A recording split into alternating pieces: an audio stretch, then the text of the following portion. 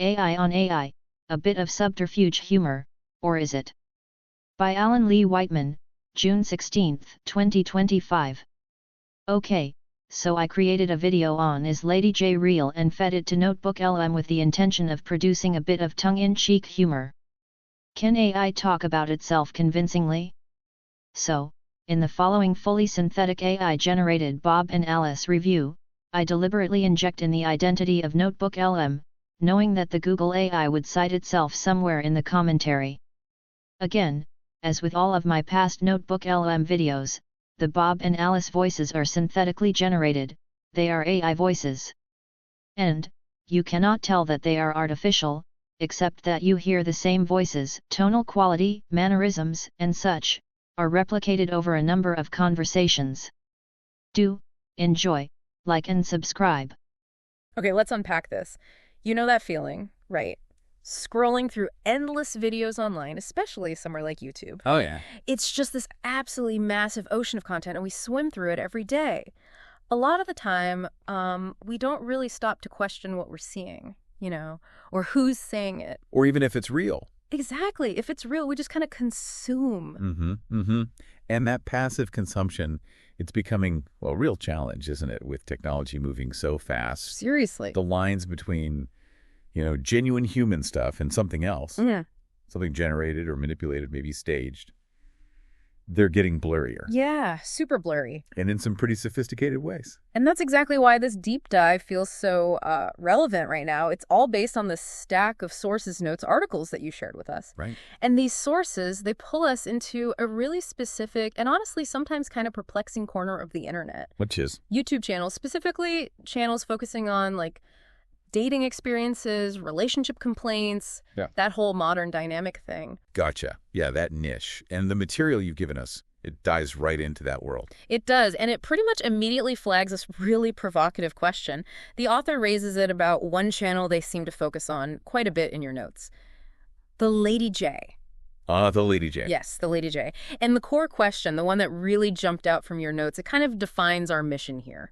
It's this. Okay. Is the person we see and hear on that channel, is she a genuinely real individual sharing, actual personal experiences, or is something else going on? The notes, they explicitly ask, could this content actually be generated by sophisticated AI? Maybe AI that's still developing. Wow, okay. So real person versus potentially an advanced AI imposter. That's a heavy question for a YouTube channel. Right. And that's what we're digging into today. We're going to try and unpack the observations, the specific details, maybe the evidence that's presented in your source material. Yeah, we need to see what led the author to even ask that kind of question. It's pretty fundamental. It really is. It gets to the heart of trust online. So yeah, let's get into it. We're diving deep into this world of online relationship talk, all guided by the clues and the analysis you pointed out in your sources. Let's do it, asking some big questions about what real even means online these days. So where do we start? The sources you shared, they name a few specific channels, right? Besides the Lady J. They do. Yeah, the notes mention the Lady J, of course, but also Man Talk and another one called Mr. Turnaround. Okay, Man Talk and Mr. Turnaround. Seems like those are the main ones the author focused on when they were looking at this type of content.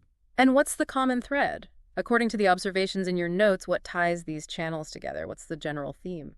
Well, the notes describe the content pretty vividly. It's generally featuring what the author perceives as, and I'm quoting here, inane or addle-brained modern-day women. Okay, that's quite a description. It is, and it's presented as the author's perception, just to be clear. The notes say these women are discussing their dating challenges, complaining about men their age. Typical stuff you might hear about, maybe.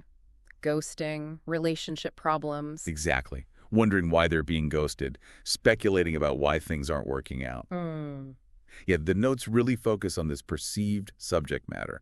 Women struggling, expressing frustration, often blaming the men they date. And the source language is specific about the reasons given in the videos. It is. The notes mention the women discussing men possibly being more than slightly autistic or maybe just totally missing, visual clues. Clues that might seem obvious to the women speaking, perhaps. That's the implication in the notes, yeah. Yeah. So that framing, that's the kind of content landscape the author was looking at and analyzing. Okay.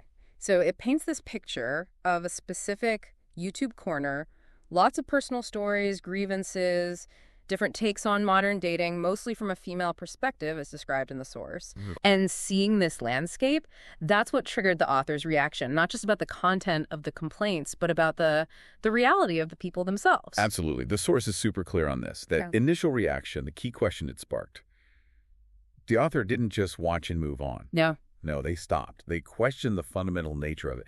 They explicitly ask, is this genuine?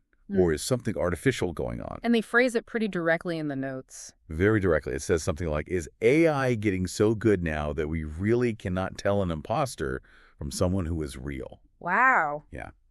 That question right there, born from watching these specific videos. Yeah. That seems to be the engine driving the whole analysis in your material. That question really hits home these days, doesn't it? It really does. It touches that core issue of trust, in the digital world. As these tools get better, can we even rely on our own eyes and ears anymore? It's a constant battle. In your notes, they seem to tackle this by really zeroing in on the Lady J first. Indeed. The deep dives into the AI possibility, at least as it's laid out in your sources, it focuses most sharply on the Lady J channel. Why her specifically? Does the author think they found something concrete there? It seems so. The author believes they've spotted a crucial piece of potential technical evidence in her videos.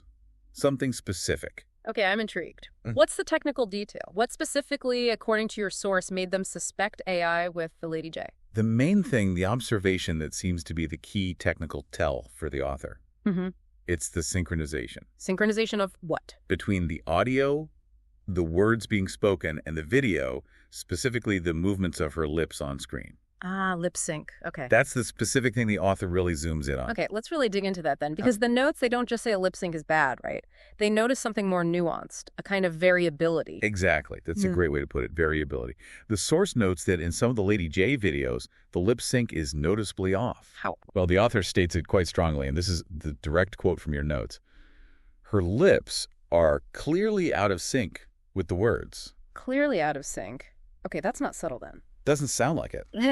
That phrasing clearly suggests it was pretty apparent, enough to make someone stop and think, hang on a minute. Definitely raises a flag. A technical issue, maybe manipulation, but you said variability. The analysis doesn't just stop at it's bad sometimes. Correct. It contrasts that. The notes also observe that in other videos on the very same channel, her lip movements tend to sync up. Tend to. So not perfect, but better. Seems like it. Not necessarily flawless, but an improvement, closer alignment. Yeah. And in this contrast, this difference between videos where the sync is bad and others where it's better, that's crucial for the author's hypothesis about AI. Okay, so how does the author interpret that? This inconsistency, this getting better sometimes. What does that suggest to them? They interpret this variability, this noticeable difference across videos, possibly over time, as potential evidence that the underlying tech, if it's AI making this content, is getting better.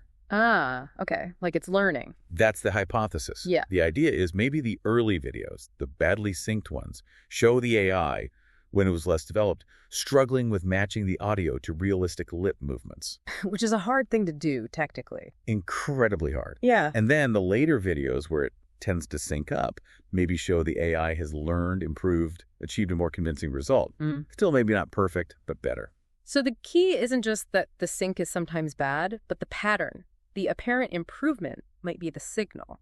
That seems to be exactly what the author is suggesting. It's the change over time or across videos that they flag as a possible sign of a learning system, like an AI model being refined. That's actually a really sharp observation from the source, digging into the technical detail like that. It's not just it's fake, but here's why I suspect it, and here's how it seems to be evolving. Right. But hang on.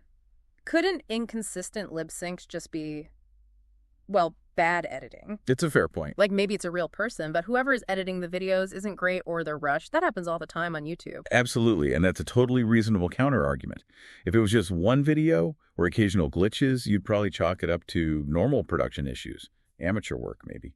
So why does the author lean towards AI instead? It seems to be the pattern again. The emphasis in the notes on clearly out of sync in some videos, contrasted with tends to sync up in others.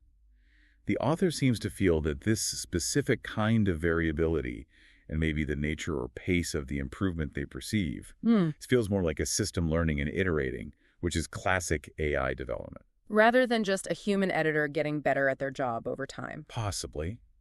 The source doesn't explicitly say it can't be human error, but the way the author frames the pattern of variability definitely points towards their AI theory being the preferred explanation. They see it as a stronger indicator. It's like looking for the signature of the error, or the signature of the improvement. Well put. And the author even brings up other AI, right? Like advanced AI. They do. Yeah, there's a note where the author wonders aloud what something like NotebookLM, which, as the source mentions, is an AI research tool, what it might conclude if you fed it these videos. So they're thinking about how cutting-edge AI analysis tools might view these potential tells. Exactly. It reinforces their frame of reference. They're looking at these sync issues and thinking, are these the kinds of anomalies that sophisticated AI detection might flag? Okay, so let's bring this back to you, the listener. You're scrolling, watching videos. Why is paying attention to something like lip sync or its variability actually important for you? What's the practical takeaway? This is super important, I think. Paying attention to details like lip sync, it's not just like a fun fact. It's becoming a necessary skill for just navigating online media. How so? Because these AI video and audio generation tools, they're getting insanely good at creating realistic-looking people saying things. Yeah, deepfakes and beyond. Right. But getting the lip movements perfectly synced to generated audio or even just manipulated audio over real video, that's still really, really hard. So the lips might be the weak spot. Often. Yes. Subtle glitches, weird inconsistencies, maybe movements that just look a bit unnatural, like the variable sync the author describes here. These can be some of the few clues left that what you're watching isn't just a straightforward recording of a real person talking. So training yourself to notice this stuff gives you a tool. Exactly. A tool for critical evaluation. It helps you move beyond just passively accepting what you see and start actively asking, does this look right? Does this feel real? Why or why not? It's like developing a digital sixth sense almost based on these clues from your notes. Kind of, yeah. And the notes, they show this questioning goes beyond just the tech stuff, right? The author also looks for signs of like staging or fabrication in the actual content. They move beyond the Lady J. That's right. The analysis broadens out. The author looks at other channels in the same space, suggesting maybe this isn't just about one channel. Which other channel do they look at first? The notes specifically discuss observations about the Man Talk channel. There's one particular video they cite. Man Talk, okay? And what's the scene or the content from that video that gets flagged in the notes as potentially staged? The example given from Man Talk features a woman who is presented as talking about wanting a divorce. Okay. Seems like a common theme in these channels, maybe. Relationship troubles. Apparently so. It's framed like a personal story, a marriage ending, shared candidly. The notes mention this type of scenario pops up elsewhere too. Right. So, woman discussing divorce. What's the specific detail about her or the scene that the author finds questionable? What's the supposed contradiction? This is where it gets really interesting detail-wise. The author notes that while this woman is talking about wanting a divorce, she is clearly showing both of her hands during the video. Okay. And the crucial detail the author highlights is she is not wearing a wedding ring. Okay. Talking about divorce, hands visible, no ring. Exactly. That specific visual detail, or rather the lack of it, is pointed out as being inconsistent with her stated situation being married, even if it's ending. That is a specific, concrete detail. Easy to overlook, maybe, but the author catches it.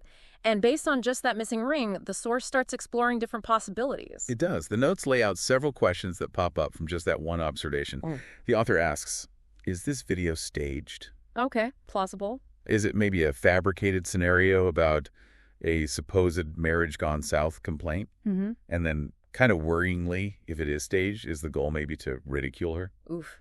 So possibility one, it's fake, maybe even created with mean intent. Yeah, it's one line of questioning the author pursues based on that detail. What's the alternative possibility presented in the source? Does the author consider it might be real despite the missing ring? Yes, and this is where it takes a very different turn. The source also poses this question. Or is this situation, and many others seen on the Lady J channel, actually real? Okay. And representative of the adverse effects of feminism? Whoa, okay. That's a significant interpretative leap. It is. Yeah. And it shows the author grappling with completely different explanations. One is outright fabrication.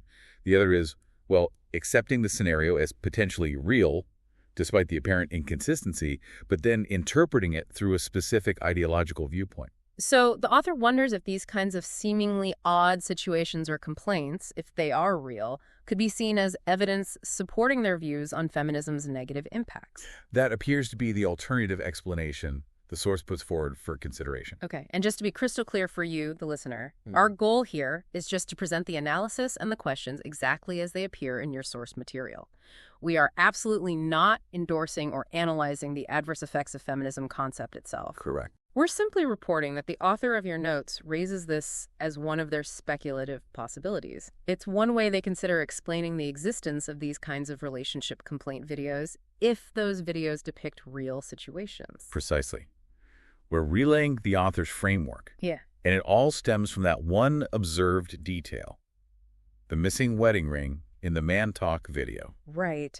That tiny detail triggers this whole range of questions in the author's mind, from is it fake to is it real and does it mean this? Exactly. It shows how even small inconsistencies can lead the author to fundamentally challenge what they're seeing and explore very different explanations. And this critical approach, questioning authenticity based on details, carries over to another channel mentioned in the notes, Mr. Turnaround. That's right. The source moves on to Mr. Turnaround and specifically references a short video. Do they give the title? Yes. It's titled Consent Does Not Exist in Marriage. Okay. And what observation does the author make about this particular short? Within this short, the notes comment on the appearance of the woman who's featured, the one making the statement. What about her appearance? The source says that the woman in this video appears to be an overly attractive actress hired for the video. Ah!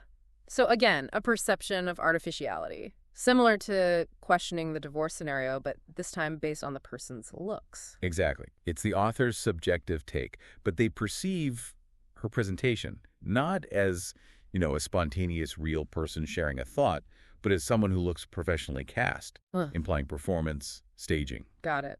So, feeling like an actor was used. And does the author go back to their technical check the lip sync for this Mr. Turnaround video too? They do. Yes, the source explicitly brings up the lip sync again, the same test applied to the Lady J. What do the notes say?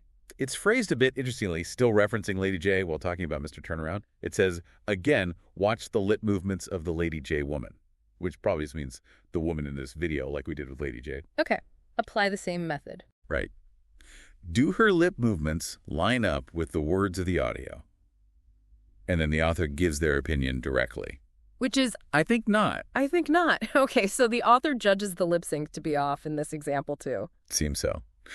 Which reinforces their suspicion that this isn't just isolated to one channel, that maybe there's a broader pattern of manipulation in this content space. And seeing poor sync repeatedly, plus these other clues like the missing ring and the suspected actress, this leads the author to make a comparison, right, to something specific. It does. This combination leads them to draw a parallel.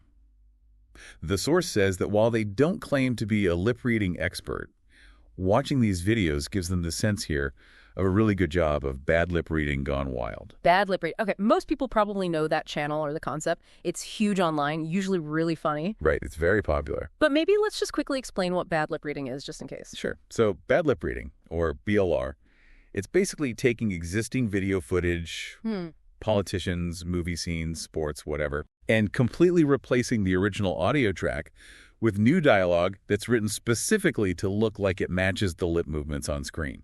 But the new dialogue is totally unrelated, usually absurd and funny. Exactly. It's voice substitution, dubbing for comedic effect, based purely on matching the visual lip flaps, not the original meaning. Got it.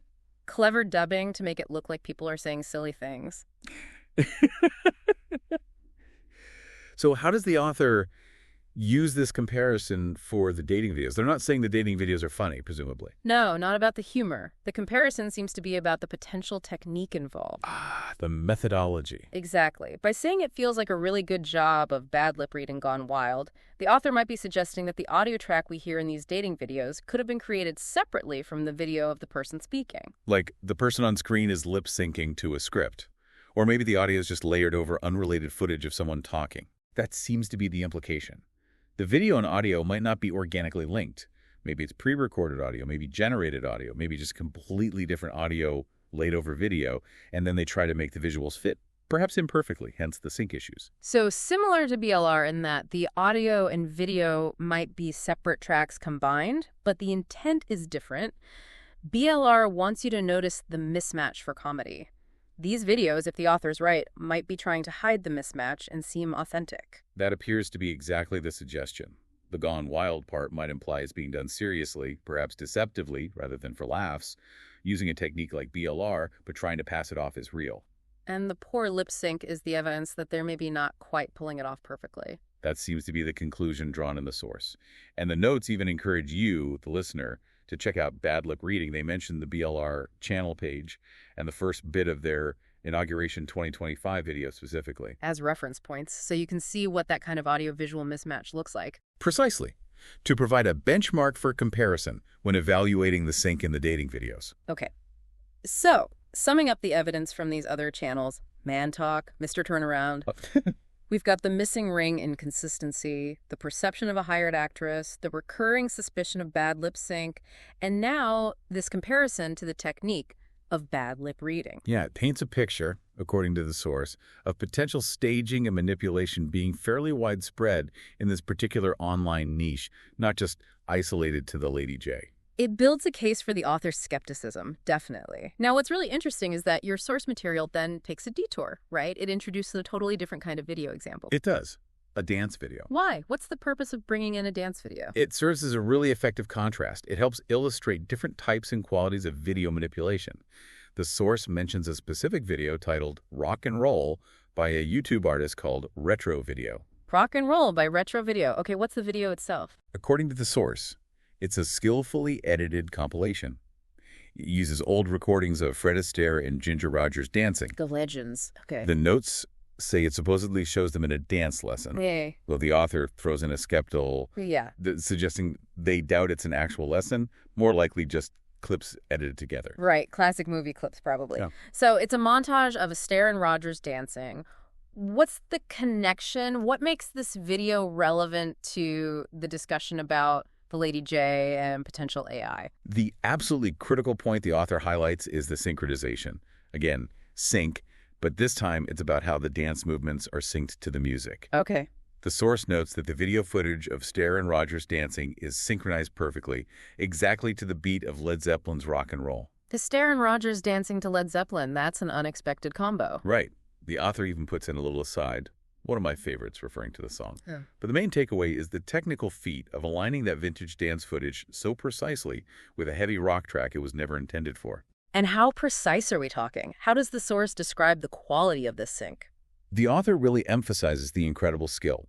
They describe the editing, the stitching of the clips, and how the dancer's movements, specifically mentioning foot-to-floor touching and body movements, align with the music as being super exact. Super exact. Okay, that's a world away from clearly out of sync. Absolutely. Yeah. This is high-level, meticulous technical work.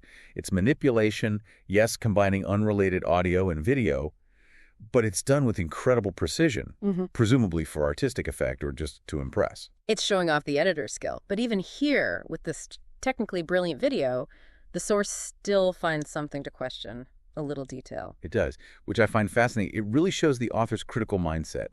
Even while acknowledging the super exact technical sync, the source poses this question about the interaction shown between Fred and Ginger. Yeah. So if Fred Astaire is leading a lesson, why is he watching Rita and not Rita watching Fred? Ah, that's brilliant.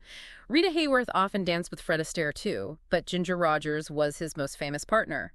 Maybe the author meant Ginger. Either way, the point is. The point is the observation about who's watching whom. If it's supposed to be a lesson, you'd expect the student, Ginger Rita, to be watching the teacher, Fred. But the video apparently shows Fred watching her sometimes. Which undermines the lesson framing, even if the dancing syncs perfectly to Zeppelin. Exactly. It shows the author is looking beyond just technical execution. They're also analyzing the narrative coherence, the human behavior depicted. Does the scene make sense contextually, even if the editing is flawless? That's another layer of critical viewing, isn't it? Looking for behavioral or narrative inconsistencies, not just technical glitches. Precisely. It shows a really comprehensive critical eye. And this whole Astaire-Zeppelin example serves a really useful purpose in the overall argument presented in your notes. How so? How does this example of precise, perfect manipulation help us understand the imprecise, maybe glitchy manipulation suspected in the dating videos? Well, the contrast is the key thing. It demonstrates that video manipulation isn't just one thing. It exists on a spectrum. Okay. The Astaire-Roger-Zeppelin video is an example of manipulation that's technically perfect, super exact. It's done openly for art or effect. The precision is the point. Right. The dating videos, on the other hand, as described by the source, show signs of imprecise manipulation. The dodgy lip sync, the potentially staged scenes, the weird details like the missing ring. Which suggests... It suggests either the tools being used are less sophisticated, or the skills are lower, or maybe the intention is different. Not creative expression, but perhaps trying to fool the viewer, trying to pass off something fabricated as real, but not quite managing it seamlessly. So the type of flaw, or the lack of flaws, gives clues. Exactly. The contrast helps you, the listener, understand that faking it online can look very different. It can range from obvious glitches to seemingly undetectable perfection. And the specific kind of imperfection, or perfection you notice, can hint at the methods used and the goals behind the content. That's a really crucial takeaway, I think. It's not just a simple real-fake binary. It's about the quality of the potential fakery and what that might tell us. Right. And yeah, understanding these different ways video can be put together, from super exact sync to struggling with lip alignment, that really does help sharpen your critical skills when you're consuming media online. Absolutely. It gives you a better framework. When you see something online now, maybe you'll ask, does this look too perfect? Or does something feel subtly wrong? And why might that be? This dance video example gives you a reference point for that kind of analysis. Okay, so this whole deep dive, guided by the notes you shared, has taken us through quite a journey. We've looked at this specific landscape, the core question about the Lady J, the evidence. Let's try and synthesize this now, bring all these pieces together. Right. Let's recap the key observations from your source material that build the author's case for questioning authenticity. Okay. We've got the inconsistent lip sync in the Lady J videos. Remember, sometimes clearly out of sync, other times tends to sync up, Leading to that speculation about the tech getting better. Yeah. Then, the potentially staged scenarios in other channels, like the woman discussing divorce but not wearing a wedding ring in that man talk example. Got it. There's the author's perception of an overly attractive actress hired in the Mr. Turnaround short. We have the recurring suspicion of poor lip sync across these examples, which led the author to that comparison with the technique of bad lip reading. Right, suggesting audio-video separation. And finally, that crucial contrast with the super exact technical skill in the Fred Astaire Led Zeppelin dance video, which really highlights the spectrum of manipulation. Okay, that's a pretty solid collection of observations laid out in the source material, all pointing towards the author having strong doubts about the genuineness of this content. It definitely explains why they ended up asking the questions they did. So, based on all this evidence presented in your notes, where does that leave us with the author's central question? Is the Lady J, and maybe these other similar channels, real people sharing real experiences? Or is it sophisticated AI, actors, staged content, some kind of fabrication? Well, based only on the source material you provided us with, the notes don't actually land on a final, definitive, yes, it's AI, or no, it's definitely real. No smoking gun conclusion? Not explicitly stated as a final verdict. However, the weight of the observations presented, especially that variable lip sync that the author sees as potentially improving, it strongly supports why the author zeroes in on AI generation as a serious possibility to consider. So the evidence builds the case for asking the question, for taking the AI or fabrication possibility seriously. Exactly. The notes lay out the reasoning behind that suspicion. The conclusion isn't stated, but the evidence leans heavily towards justifying that line of inquiry. And the bigger picture here, the broader implication that the source really makes us think about. It's pretty profound, isn't it? It really is. Yeah, underscores this accelerating challenge we all face online. Telling the difference between authentic human stuff and things that are highly produced, staged, or even generated by AI. It really does put our ability to trust what we see and hear online under pressure. Totally. If we have to rely on spotting subtle technical flaws, like inconsistent lip sync, or catching small contextual details like a missing ring. How good can our judgment really be when the tech making this stuff is getting better and better? Makes you realize we have to be way more vigilant, more discerning than maybe we used to be. We do. And that, I think, is where the real value of the notes you shared comes into focus. Because the author didn't just say, I think it might be fake. No, they pointed to specifics. Exactly. By meticulously highlighting these details, the nuances in the lip sync, the missing ring, the feeling of a hired actress, the comparisons to BLR and the dance video, the source gives us concrete examples of what to look for. It really does. It's like a mini toolkit for critical analysis. Yeah. Instead of just passively watching and maybe feeling something's off but not knowing why, the notes train your eye. They train your eye, listener, to spot potential anomalies. So this deep dive, really following the specific points you found important enough to share, it helps equip you to better identify potential manipulation or fabrication next time you're watching something online. It turns you from just a passive viewer into more of an active investigator. A digital detective, like you said earlier. Yeah. So we've definitely covered a lot of ground today. We've journeyed through this very specific and sometimes pretty strange corner of YouTube, the dating and relationship complaint zone. We really have. We dug into the evidence from your source material, focusing hard on the Lady J's lip sync observations, looking at the staging questions around man talk and Mr. Turnaround. Right. And we used those comparisons, bad lip reading for technique, the Astaire Zeppelin video for technical precision to understand the different ways video can be manipulated. And through it all, we kept coming back to that core question from your notes. Is the Lady J real? Or could it be sophisticated AI? And as we said, based only on the source material you gave us, that question remains open. But it's grounded in those specific observations, the inconsistent sync, the potential improvement that the author found so suggestive of developing AI. It definitely leaves us, and hopefully you, with a lot to think about regarding online content. Which brings us to maybe a final provocative thought for you to chew on, based on everything we've discussed from these sources. Okay, so given all these examples we've talked about from the source material, the subtle technical things like the lip sync maybe getting better over time, and the more blatant fabrication clues like potentially staged scenes or using actors. Yeah. What specific details might you consciously look for next time you're watching something online that feels maybe a bit confessional, a bit candid, but also maybe a little bit off? What clues could help you evaluate how authentic it might be? And think about how the notes didn't just rely on one type of clue. They combined the technical stuff, the sync, with the contextual stuff, the missing ring, the interaction in the dance video. Right. How does looking for that combination of details, technical and contextual, give you a stronger, maybe more reliable way to figure out how much trust you should place in what you're seeing and hearing online? It's really about building your own critical filter, isn't it? For navigating this increasingly complex digital world we live in. Absolutely. And seriously, thank you for sharing these sources. They were genuinely fascinating and prompted a really important discussion, I think. Agreed. A great deep dive into online authenticity and how tricky it can be to figure out what's real anymore.